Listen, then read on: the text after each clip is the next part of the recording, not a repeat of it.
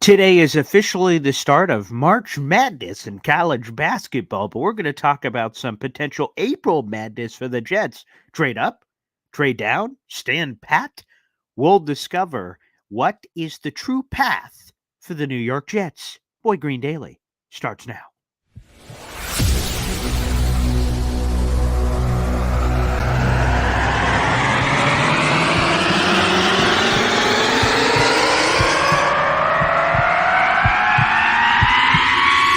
Zoinks! It is unequivocally the Super Bowl for New York Jet fans. Field Yates, baby. Field Gosh darn Yates. Let's bring him on the show. Come on, people. Connor Rogers is joining the show. What's up, Connor?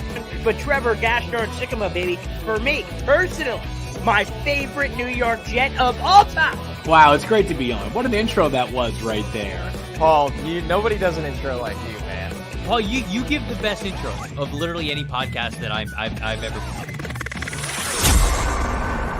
I'm gonna lose my gosh darn bananas.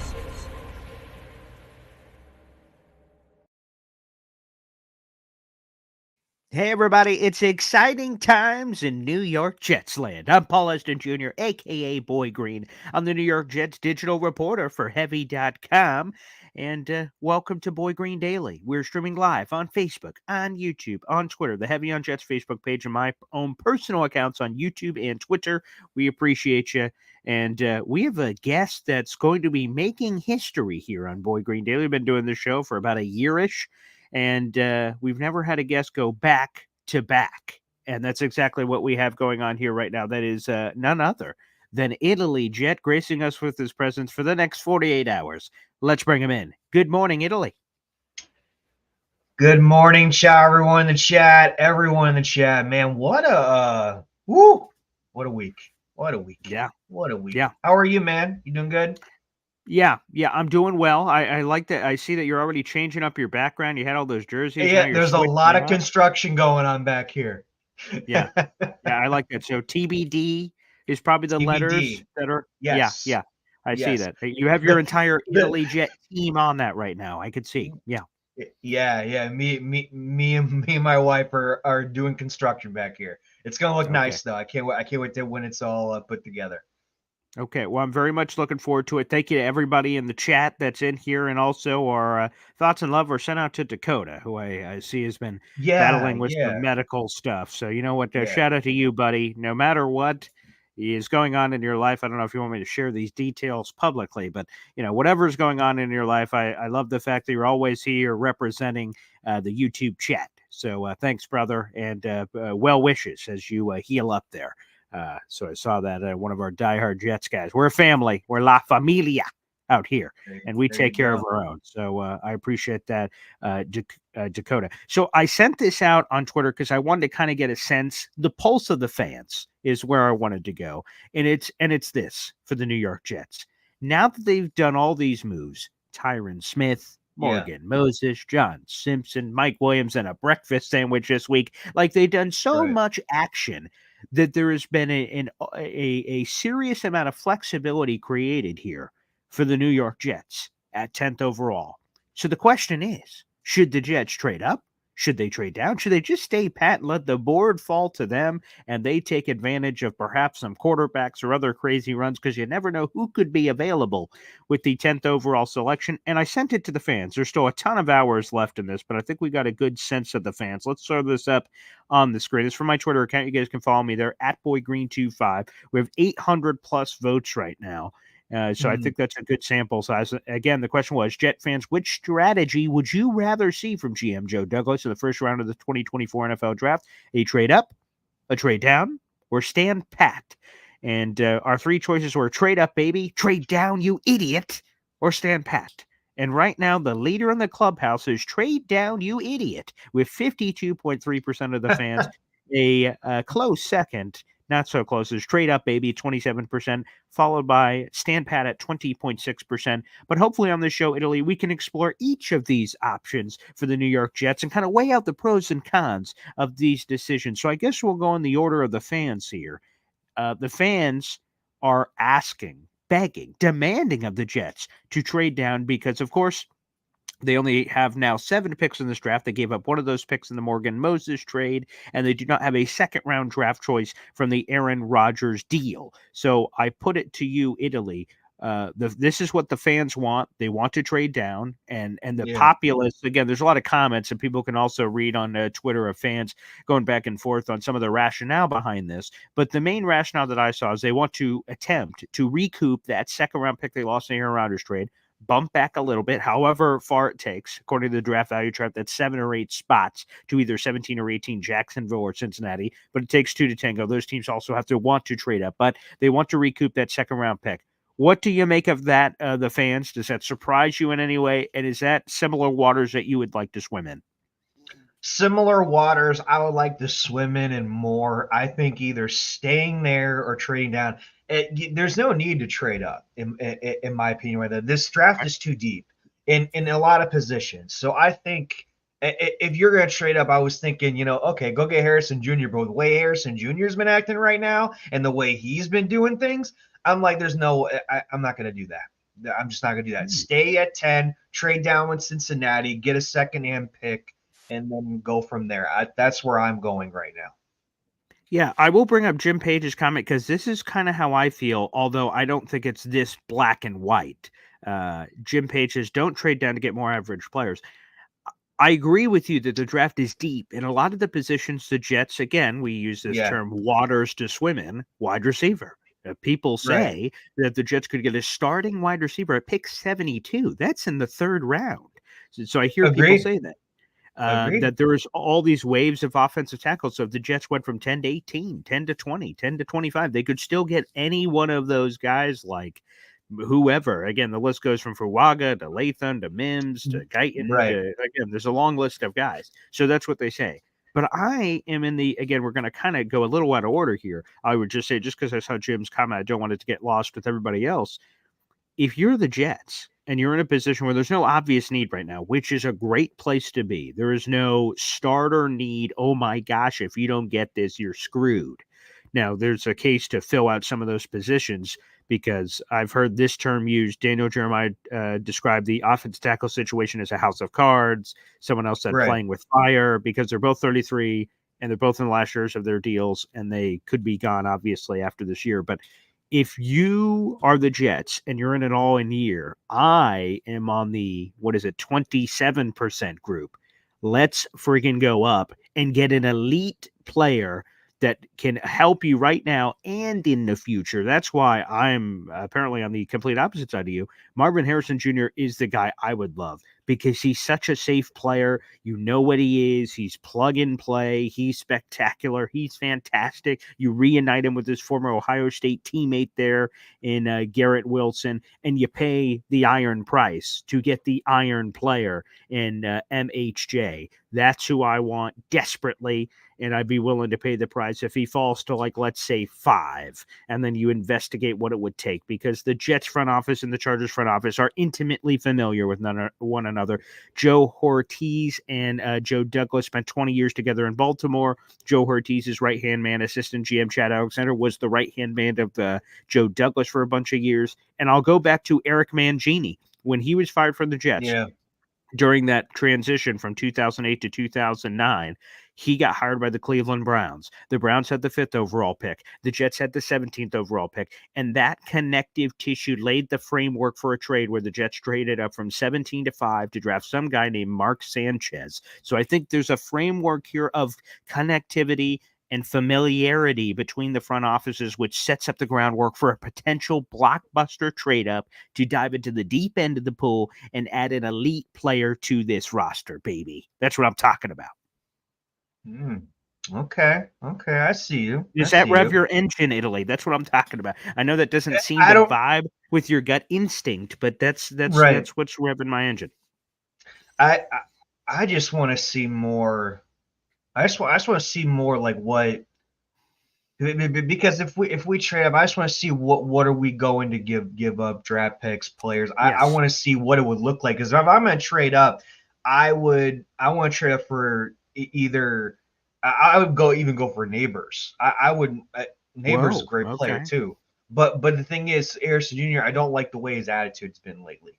like And what do you mean pro by that? days, conferences is the press conference. He didn't show up, and then also overall is pro day. Does that do you think that rubbed people wrong way a little bit? What do you think? Or you think it's no big deal? No, I think it's a good point to bring up because I think there are a lot of people that have kind of been miffed or took the same approach you did when they saw a lot of this.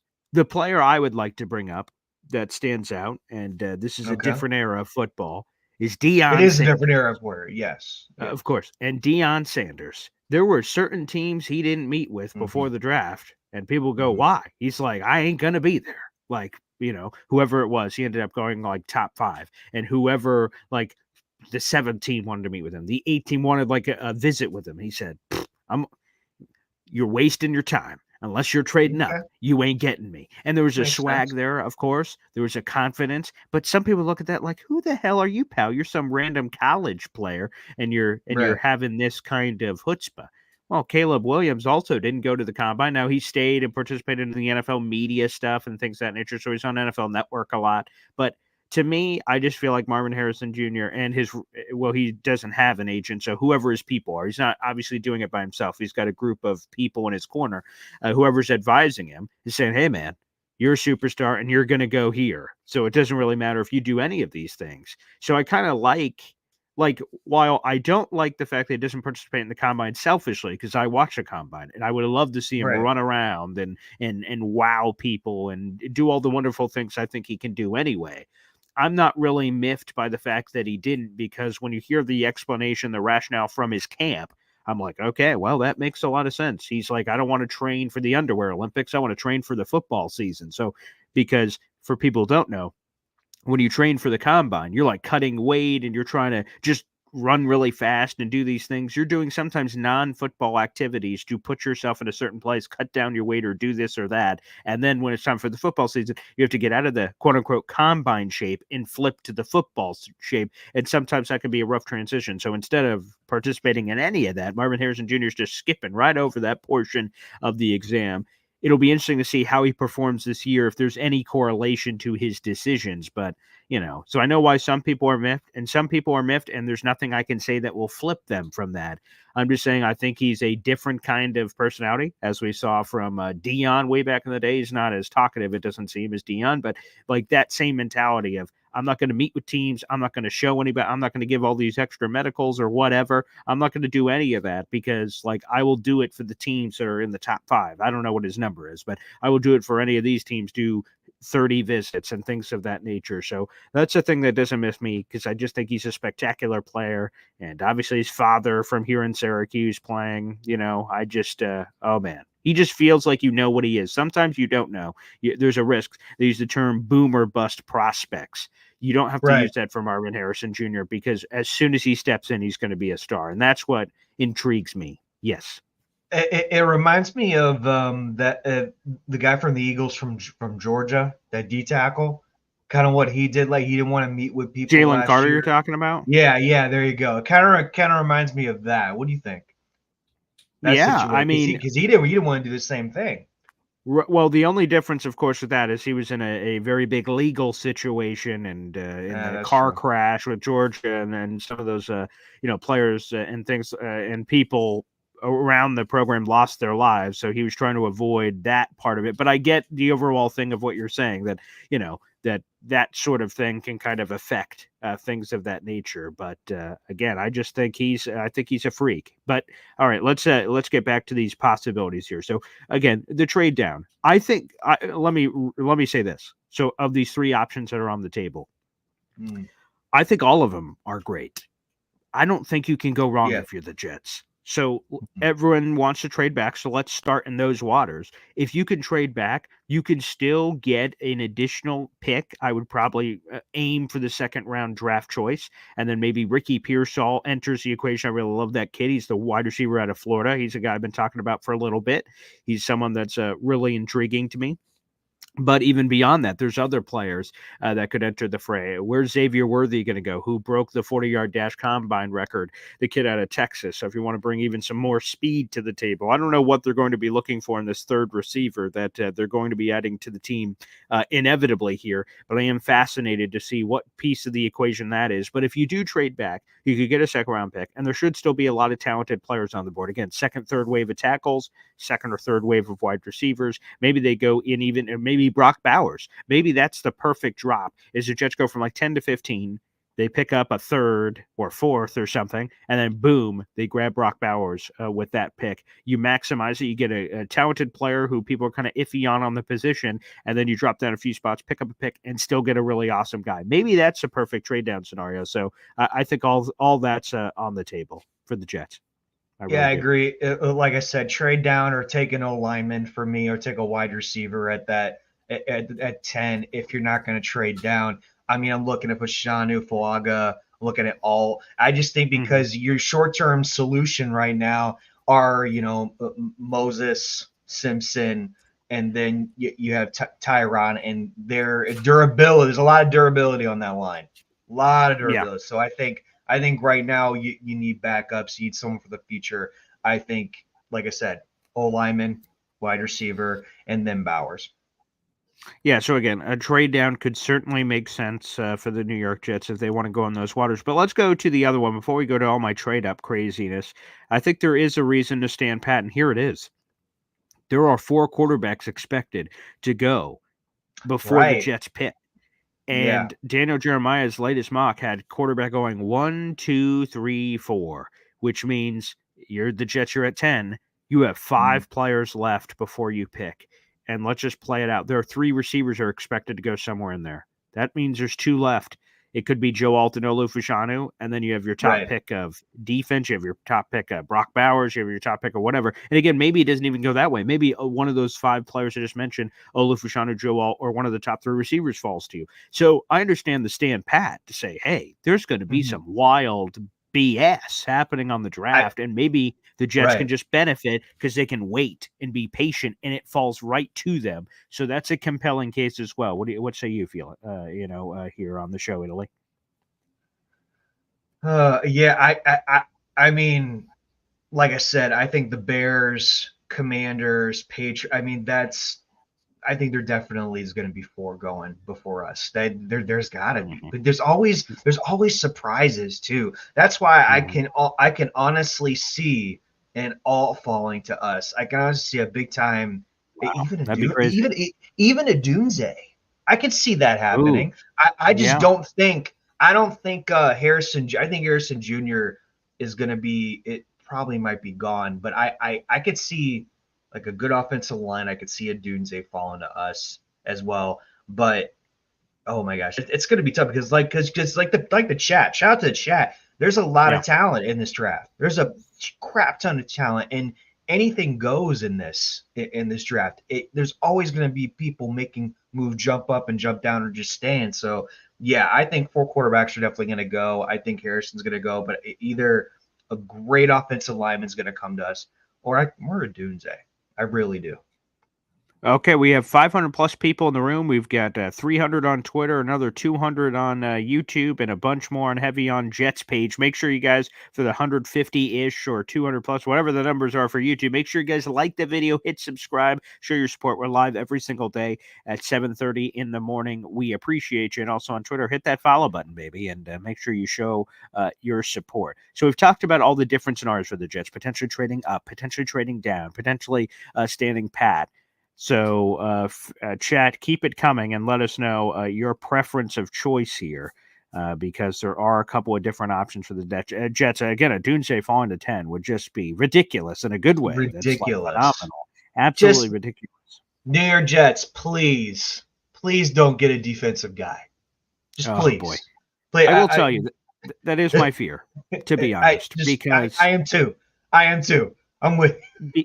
because you're at 10, and so the Jets, let's be honest, they filled all the obvious holes. Mike Williams, a wide receiver, okay, that you could still add another one, but that looks pretty good. Right. You have a brand new starting five, a month plus away from the draft. The draft is on April 25th. That's March 21st. We still have a month, and the Jets already know who their starting five is. We didn't even know who the starting five was in August of last year for the Jets, for Pete's sake. So, I mean, we're just in a dramatically different position. So the Jets could go in any direction. They could go wide receiver. They could go offensive line.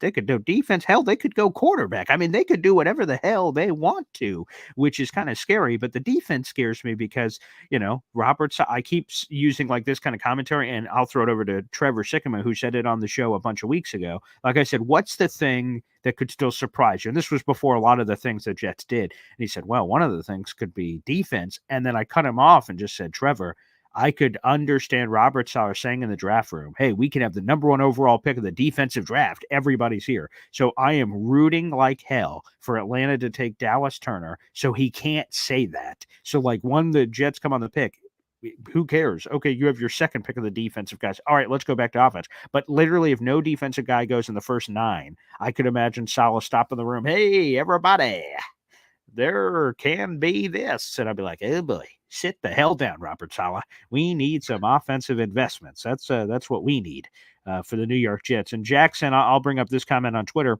Olu won't go top 9, very raw on run blocking, needs work. I was reading Albert Breer's mailbag this morning, and he said while he doesn't break down Olu tape himself, like, going X's and O's, he said that's not his bag. But what he does do is talk to people who do break down that tape, and they're agreeing with you that there is a little bit of a slippage here for Olu because obviously he's coming off a wayward season. Not wayward. What's the right word? Like it wasn't okay. If he would have came out in the draft last year, he could have been a top 5 pick. And Breer said he could have even gone ahead of Paris Johnson.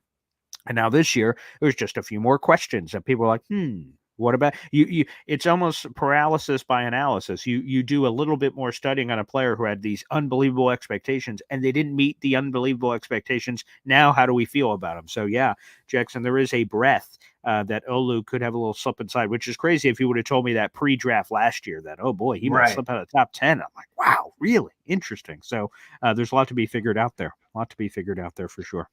He'll go best player available on his board. He always has a board. He always I mean, just like last year, everything was unpredictable. Then he got McDonald. He was going to go for Jones. So, and then Mayer out of all things. So I think you just never know. I think he's going to go with the best player available, what he wants on his board, or he's going to trade down. I can't see him trading up. Okay, so let's give a final nugget here. Okay, Italy. If you had a gun to your head right now, it's March 21st, and you had to pick one of those 3 options is going to happen, predicting, not what you want, what you think is going to happen of those 3. Trade up, trade down, stand pat. What happens on draft day? I think we're going – I really do think we're going to stay pat. I really do think we're going to stay pat. Yeah, stay pat. Which I would imagine is the most likely. That's my gut. That's my gut. Yeah, and it's not a bad gut. I honestly think, again, there is a lot to be said for someone being parked right there and standing pat. Again, that has to be the most likely thing because trades, there's a lot of variables. I'm leaning towards trade. Now, Joe Douglas has never traded down in the first round, so that would be a first. He's traded up several times in the first round, Jermaine Johnson, Elijah Vera Tucker. He's traded multiple times in the first round to go get a guy he wants. I'm leaning towards trade down. I want personally trade up, but I think it will be trade down, and I think Joe Douglas will evaluate all of it. Does he do this happened a bunch of years ago. I've brought up this example in the past. The Bills they had the 10th overall pick, and they traded with the Chiefs who had 27, and they moved all the way back, 17 spots, and they got a future first and a bunch of other items. Will Joe Douglas go that far? I'm not so sure, but I think we could see a size. It could be a mini one, like I said, kind of the Brock Bowers-ish range where you go 14, 15, 16. Yeah. Could be that. And it could be like early 20s. I think those are the 2 choices. I don't think it's dramatic to the back end of the first round, but even still, either of those movements, you're getting significant capital potentially to make some things happen. So I'm, again, predicting what I think is going to happen, not what I want. I want to trade up. But if I'm predicting what I believe is going to happen, I believe it's trade down at this moment. And just like the Jets, I think they're going to stay right there. But what I would want to do is either stay or trade down. But I think Jets are going to stay there. Okay. We've got like 500 people in the room. I want to promote a unique thing today. Today, Here for we go. people who don't know, is March Madness. It is the college basketball Ooh. crazy bracket action that's happening. And that starts at noon today. We all have college basketball all day to watch today and all day to watch tomorrow. The pinned comment on YouTube. I am advocating for all you people, even you're watching on different mediums right now, like Twitter or Facebook. Hop on over to my YouTube. The pinned comment in this live stream right now is Boy Green's Bracket Madness. It is the only bracket challenge I'm doing this year. And I know this is a football show, but we should all dabble together. Italy Jets in there. Matt O'Leary's in there. We got a lot of Jets people. And I want to entice Jet fans with this special offer. And this is brand new. And I'm just dropping this right now. The pinned comment on YouTube. It's for the ESPN Tournament Challenge. If you do it on your smartphone, you need the ESPN Tournament Challenge app. You download the app and then you click the group, you join it. You just have to have an ESPN account, which most of us have anyway. And you log right in and you click and join the group.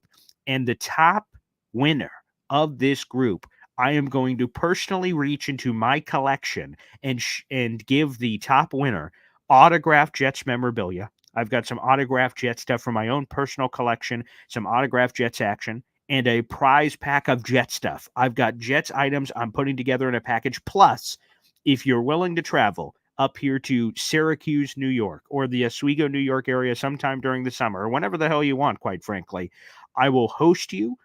We will do a show together. We'll buy you beer. We'll buy you food. We'll do a whole shish kebab. All of that. And it's free to join. Of course, there's no entry fee for this tournament challenge. It's free. It's free to join. But the number one winner will get that huge, massive New York Jets prize pack if they're the number one winner in March Madness. And it's free to join. So why not take a whack? Again, it is the pinned comment on YouTube. If you're watching this after the fact and it's before noon and you have time to punch in a bracket, simply search for Man-Child Madness 2024, 2024. This is through my radio station.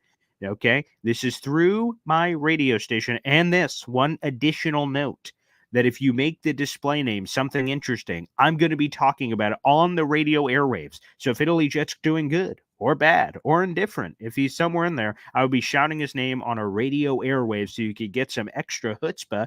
Feel free to promote something you may be wanting to promote, a YouTube show or whatever. If you have that in your name, that's the name I'm going to read on air. So again, Ultimate Jets prize pack. It is the pinned comment on YouTube. The group name is officially called Man-Child Madness 2024 because that's through my radio show, but that's the only bracket I'm doing. And out of my own, I'm doing a Jets prize pack giveaway with a lot of cool ass crap, and I want you guys to join. So jump in. You're running out of time. As you're listening to this live, you only have 4 hours to be able to do this thing. And it may be even less when you're eventually listening to this show or the audio only version. So again, ESPN Tournament Challenge app. Search Man-Child Madness 2024 in the group section and click join group and fill out your bracket, and you have a chance to win an awesome New York Jets prize pack. I want to do a cool giveaway for all the awesome Jet fans out there in the universe. And of course, to me, even more than the prize pack, which is super really cool. The thing that I love is the competitive juices of beating the hell out of all you people and Boy Green reigning supreme and holding the crown on my beautiful head. That's really what I prefer. But the prize pack's pretty cool too. So again, make sure you guys click and join that group. Before we started, we had about 130 people in there, but I wanted to see that number jump to the 200s. I want to see that number jump to all kinds of crazy places. So I am advocating, I'm screaming out to you Jet fans, join my Bracket Madness Challenge. I'm challenging you. I'm throwing down the gauntlet. I'm throwing down like a nice little trident. That's what's happening right now. Booyah! With the challenge out to the great universe.